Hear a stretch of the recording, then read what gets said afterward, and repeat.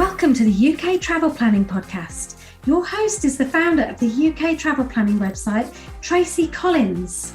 In this podcast, Tracy shares destination guides, travel tips, and itinerary ideas, as well as interviews with a variety of guests who share their knowledge and experience of UK travel to help you plan your perfect UK vacation. Join us as we explore the UK from cosmopolitan cities to quaint villages, from historic castles to beautiful islands, and from the picturesque countryside to seaside towns. Hello and welcome to episode 40 of the UK Travel Planning Podcast. This week we are addressing a question asked by many travellers: how to travel from London to Paris by train.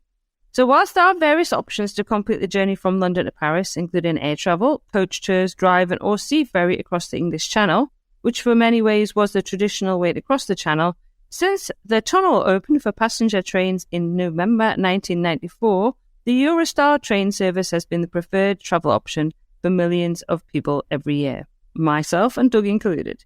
In this podcast, Doug and I chat specifically about the Eurostar train service from London to Paris, sharing our experience as frequent travellers over the years on this service, plus at the end answering some frequently asked questions, including some which come from members of our UK and London travel planning Facebook community. So yeah, if you're planning to travel from London to Paris on the Eurostar, this is definitely going to be the podcast episode for you. So as I was saying, Doug and I have taken this train quite a lot over the years. I certainly have, yeah. I took it probably about 6 months after it first opened. And since that time, the service has got better and better and faster and more efficient. Yeah. Excellent. And I know it's something that, I've taken Dominique over, which was small to Disneyland Paris. I don't know, so many times we've been over, I've actually lost count, to be honest. But so I thought it'd be a really good episode for us to chat about. So, Doug, would you like to kick off and give an overview of what the Eurostar service is? Yeah, thanks, Tracy. Yeah. The Eurostar is basically, it's a high-speed train service that runs from London St Pancras International, that's in North London, and the train runs then to Paris Gare du Nord, and the Eurostar train itself, it leaves North London, travels through the Kent countryside, then passes through the Channel Tunnel under the English Channel. The tunnel itself is about 31 miles long, with about 23.5 miles actually underneath the English Channel. The journey time actually underneath the channel, the English Channel, is about 20 minutes. So when you come out of the tunnel in northern France, the train really speeds up, doesn't it? Oh yeah, absolutely. And you can feel the speed. Yeah, it goes really fast. Yeah. So the overall journey time is about 2 hours 20 minutes. I think the fastest is 2 hours 16 minutes. So it really is an excellent way to get from London to Paris. So obviously, if you're thinking about taking the Eurostar, it's useful to know what sort of tickets are available to take you over there. So again, Doug, there's something I think you can explain probably better than me. Yeah, but basically, it's just like all the trains in the UK. You've got ostensibly a first class and a standard class travel. We no longer use the word second class. It's a standard class travel. So you have two. You've got standard class and standard premier, and you have a business premier. So basically the three. And also was said, because there's so much information really about the tickets, that I know you've written about them on our Eurostar travel guide. So what I'll do is actually, rather than spend 20 minutes of the podcast talking about the various ticket options, we'll put a link to that so you can actually decide if actually going first or standard class is what would suit you. So one thing I would say at that point is I've spent a lot of time looking at trends within the Eurostar prices, and there is a lot of fluctuation there. So one very good bit of advice I would say to anybody is, if you're looking to travel, it's worth doing your homework. It's worth having a good look through and looking for trends. But if you see a price that you're happy with, is to book it at that point. Because I've heard and I've seen it myself, you find a price thinking that's going to get better, and the price doesn't, actually goes up.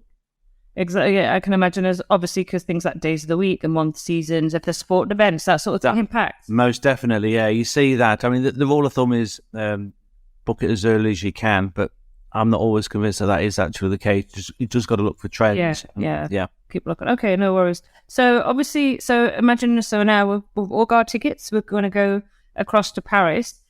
So I know we often get asked, so what is the actual procedure? So we'll talk you through that as well, because I think that's useful to be able to kind of listen to what we do or listen to what you have to do when you arrive.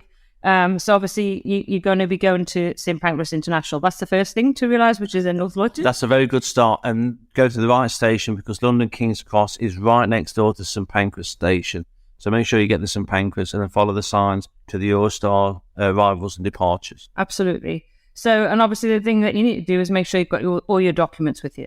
Absolutely. Don't forget your passport. Don't forget your passport. Yeah, that's right. So you arrive at the station and it's very straightforward. You scan in your barcode that's on your ticket.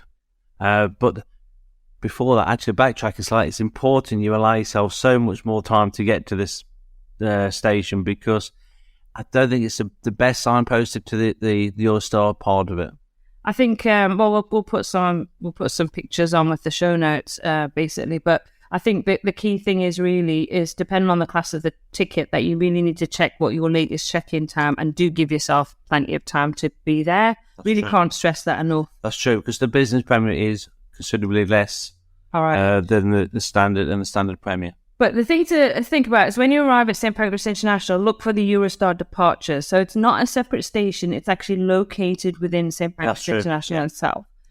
So you need to think about that. So you've arrived at St Pancras International. Maybe you've. I was kind of going to give this as a tip, but I'll mention this now as well. Is that it's worth stocking up on a few, some snacks for the trip as well. There's plenty of shops that you can go. There's cafes as well. So if you want to have a meal before you get on the train, you can do that. But I mean, there is a cafe Metropole, which is on the train itself. But yeah, you can stock up with those Marks and Spencer's, Simply Food, which I always head to for sandwiches and snacks and things like that. Yeah. So basically, you arrive at the ticket gate, and all passengers got to do the same thing, don't they? They have. So now we are, because I've been waiting for you, because I've been standing there with my pass ready to scan this in, and you've gone back for some food and drink. Right. So every passenger, you've got to scan in your barcode at the barcode reader.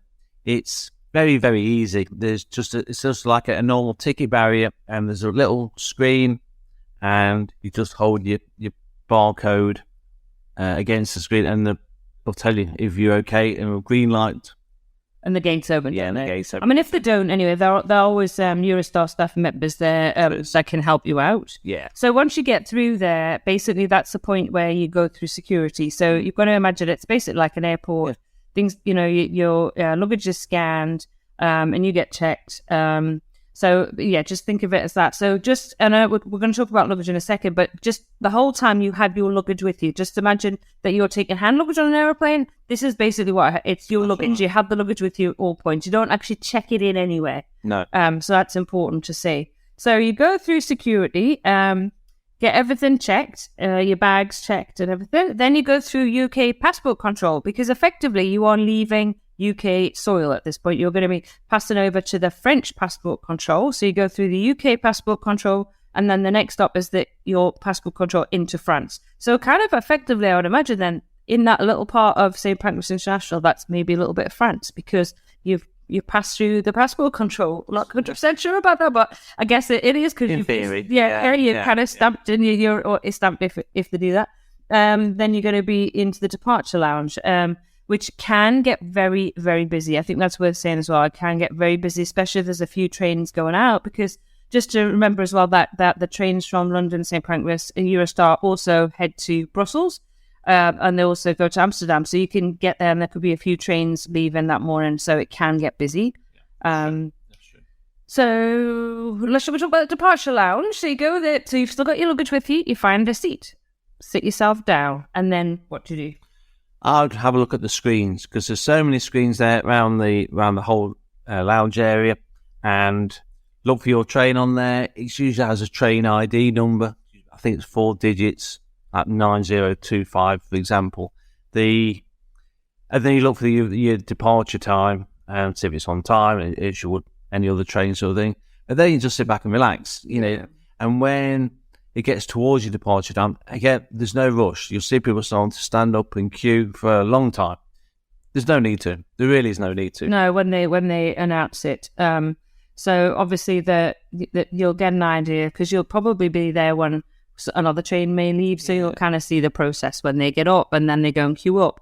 And then you have to again take your luggage with you on the travel eaters and call that to take it up to take the Eurostar train itself. And there's no steps there. There's a moving walkway. Yeah.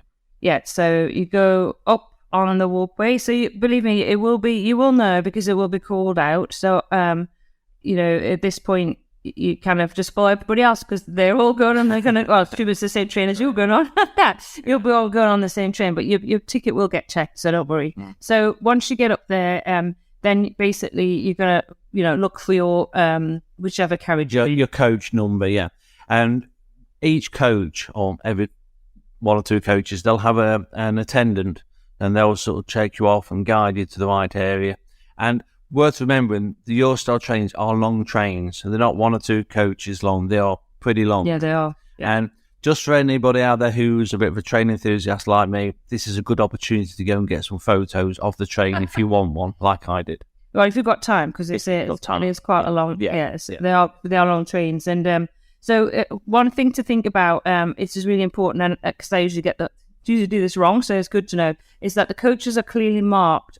So you make sure you've got the correct one, and the seat ranges are also clear at the door of the coach. So check that your seat number and board the coach from the correct end. Otherwise, you're going to be walking all the way through the coach to find your seat with your luggage. So obviously, at the same time, other people are trying to do the same. Yeah, so it can get a bit chaotic. So just make sure that you get on at the right end of the coach so that you're nearer your seat. Again, you have your luggage with you, so you're getting on the train with your luggage.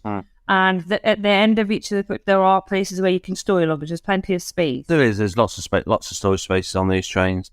And the rule of thumb is keep your bags light as you possibly can. You need to be able to lift it really yourself. Yes, if you can. And then we above the seats as well, the kind of racks, so you can put smaller bits of luggage up there as well. Which isn't. If you've got a rigid suitcase, they don't fit particularly well there. No, yeah. That's more for bags or backpacks. That's right. Or the back of the seats as well. There's a few spaces. Yeah, there is space then. So in terms of configuration, because I know we're asked about this, so there are tables of 4, and there also are 2 seats next to each other. Airline seats with a drop-down table. Yeah, so have a drop-down table. So basically, also at the end of when you get on, you'll see that as you get on the train, you'll see at the end of the carriages there are newspapers and magazines. I still think they're there. Yeah, I think so. Yeah. So they're usually free, so you can. Well, they're free, so you can help yourself if there's something you want to read. Quite often they're in French, though. So unless you want to kind of practice your French. And the Financial Times, which some people might. So obviously, though, if you do need some assistance, you can arrange it in advance with the Eurostar. So just contact the help centre for any specific requirements that you may have. So we've kind of talked about, so you're on the train, but I think we'll just talk a little bit more about luggage, because I know this is probably one of the most, we get asked this a lot about what can you take on, what happens with the luggage. And like I say again, just kind of stressing that you keep it with you at all times. It's like you would catch any train if you're in the UK, that the luggage is either behind your seat, or it goes, at the end of the carriage, or it goes, if it's small enough, it can go in the kind of, the rack above your head. So that's basically it for luggage, but you will have to put it on the train, you will have to take it off the train at the other end.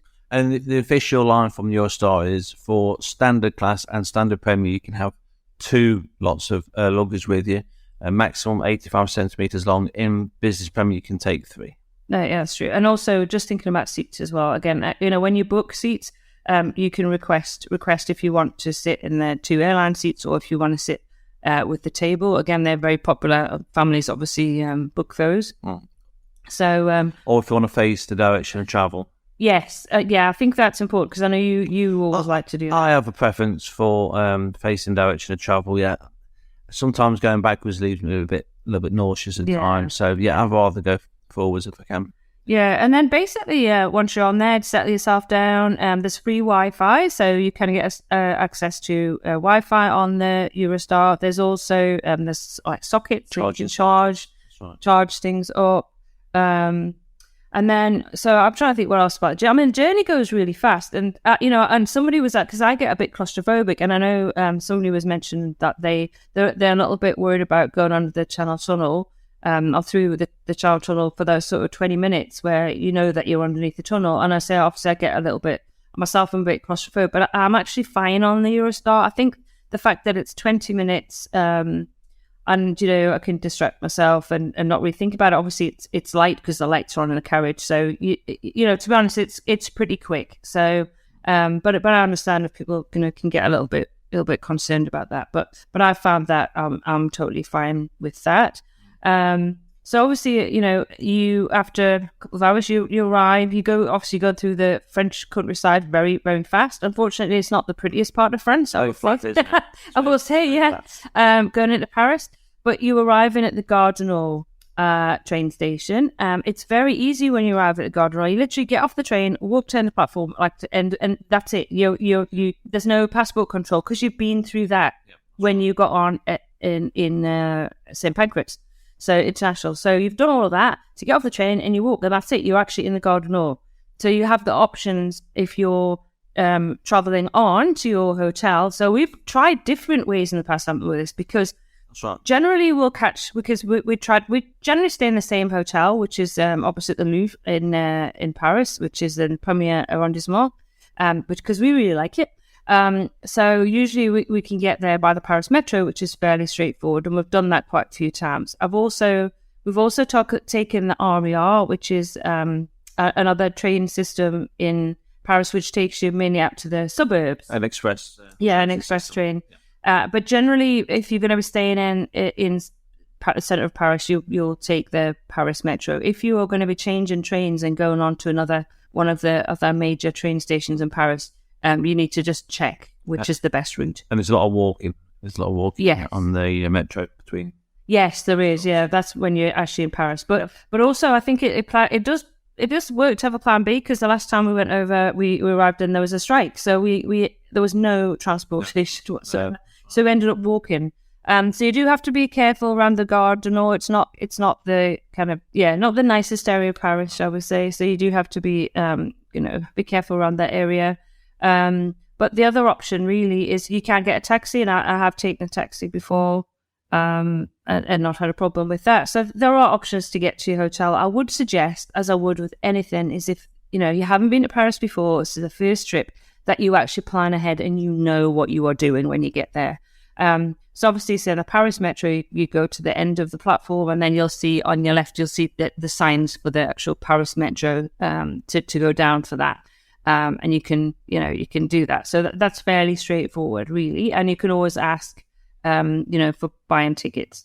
Yeah. So one thing I would say, with Paris is obviously there could be a potential language barrier there. So what Tracy said, just reinforcing and have that plan and know exactly what you're going to be doing when you get off the train.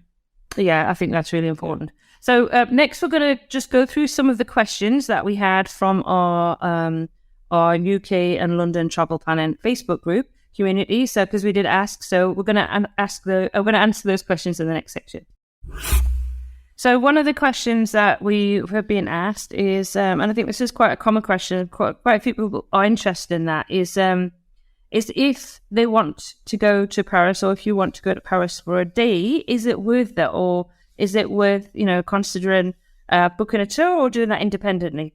So again, I said this is quite an interesting question, because it is a very big day trip to do. There are quite a lot of day tours from London that have been organised, which include the train, and they will escort you and take you around Paris. And actually, I've kind of taken the challenge, so I'm going to be doing that in June this year. I'm going to take one of those, and I'm going to report about that. So there will be a podcast coming about my experience doing that. And I'm also going to go over to Paris and back in the day and see how much I can get done. Obviously, Paris isn't new to me, so therefore I'm going to go with it with a first-time visitor's eyes on to think about doing the main things. And Doug's down to tell you this, but you popped over to see me in Paris once, didn't you? I did. I surprised you in Paris on the way back from Switzerland, and I a last-minute decision, I came down on the Eurostar. I had a cup of coffee because I couldn't find a cup of tea, and so just had a drink and came straight back. Yeah, you did. So you pop over the day. So we know it is possible, obviously, to get the Eurostar from London to Paris and back again. I guess the question is, how much can you actually get done in a day, and how much? So that's the thing. Obviously, again, it depends on time of year. You've got to think about things like daylight, if you want to have the hours of daylight, and time differences. But I will be back to report on that to see exactly if it is possible. And then basically you can make your own judgment about whether it is worth it for you. So that I hope that answers that question. But honestly, that's something that, comes up a lot. And I know if you have the opportunity, maybe it's one of those things that you want to do. So, we've been asked as well about getting to St. Pancras International in the morning. If you've got an early train, we tend to stay near St. Pancras. We just find it really easy to stay in one of the hotels opposite the train station. I'd love to actually stay in the St. Pancras International Hotel at some point. That would be a real bucket list. But yes, so that's what we do, don't we? We do. It makes life so much easier because it's literally across the road. Yeah. From the station that we usually catch. We catch the first train, which is 6:00 at the moment. Yeah. So we've done that. So again, it makes you've got the full day when you get over to Paris. So that's one option. Or obviously, again, booking yourself a taxi or a black cab to get yourself to St. Pancras International, in time. Yeah, and then at the end of the day, on the way back, because you've had a long day, you will be pretty tired, is maybe consider booking a hotel for that night as well. Yeah, again. That's fine. Yeah. Same reason, yeah. Yeah, so that you're close to that. Though I think it's less of an issue on the way back because obviously you get yourself across London if necessary. And another good advantage with that would be if you book the night before and the night after, you haven't got to take everything with you to Paris. You could leave stuff in London for the day. Yeah, absolutely. So that's a good thing. So I know we've had a few questions again about luggage. So luggage, hopefully we've answered most of those questions that people have asked specifically about, where you put luggage. And again, large pieces of luggage, if you've got large suitcases, they can go at the end of the actual carriage. That's right, yeah. There's plenty of luggage storage area there. Yeah. I think one of the things we said about people wishing to get on trains, I think that partly is so they can be the first to put the luggage and store it away, so otherwise you may have to lift it onto top of all the luggage that's already stored there. Yeah. And then the next question we've got is just about food options. So yes, there are food options on the train. This is the Cafe Metropole, so you can go. We've got photos of that. We'll put that on the show notes as well. So you can get food on the train, or if you prefer, as I said, there's plenty of places at St. Pancras International to buy things before you get on the train. Yes, I noticed when we looked at the cafe on the way back from Paris to London, that they actually sold the visitor Oyster card as well in that. Yeah. Oh, okay. That's good to know. So yes, you can buy food, beverage. You can take at the moment bottles of alcohol unopened in your luggage. That I don't think that's an issue. But again, just double check that. If you want to be 100% sure. But I don't think it's a problem if you've bought some alcohol in the UK and you want to take it over to France with you. I know I've bought alcohol before at the duty free, or duty free in the Paris Gare du Nord before getting on the train. So it's never been a problem. So I think that's answered quite a lot of questions, but we were going to share with you, our last thing we're going to do is we're going to share with you our top tips for those of you catching the Eurostar. So to summarise, here are our top tips for anybody taking the Eurostar from London to Paris. So number 1, arrive early. Aim to arrive at the station with plenty of time to check in and go through security. Number 2, bring your passport. You will need a valid passport to travel on the Eurostar. Pack light. You need to carry your own luggage on and off the train. Nobody there to help you. So make sure you pack accordingly. So use the luggage storage. So if you've got larger items of luggage that won't fit in the overhead racks, use the luggage storage area at the end of each carriage and make sure the luggage is secure. Bring snacks and drink. While there is food and drink available on the Eurostar, it is a little bit pricey and the range is a bit limited. So if you bring your own, you can save money and ensure that you've got something to eat and drink during the journey. And don't forget to bring a travel adapter if you plan to charge any electronic devices on the Eurostar. Make sure you bring a travel adapter that's suitable for France. And also be aware of the time difference. France is 1 hour ahead of the UK, so make sure you adjust your watch and plan accordingly. And also, so don't forget to research your onward travel once you arrive in Paris. So consider booking a taxi or pre-arranging a transfer if you need it. Just make sure that you're aware of public transportation options in advance. so you're not caught off guard, because obviously if it's a new city you've not been before, it's good to be prepared. So that's really it for this episode. I just want to say thanks for tuning in again and listening. We really love all your support, and we're enjoying reading the reviews. You can find links to all the information we talked about in today's episode in the show notes at uktravelplanner.com/episode 40. You can also find lots of travel tips and information for visiting Paris on my worldwide travel website, tracystravelsintown.com, which I will also put links to those different articles in the show notes. But that just leaves us to stay until next week, doesn't it? Yep. Happy UK travel planning.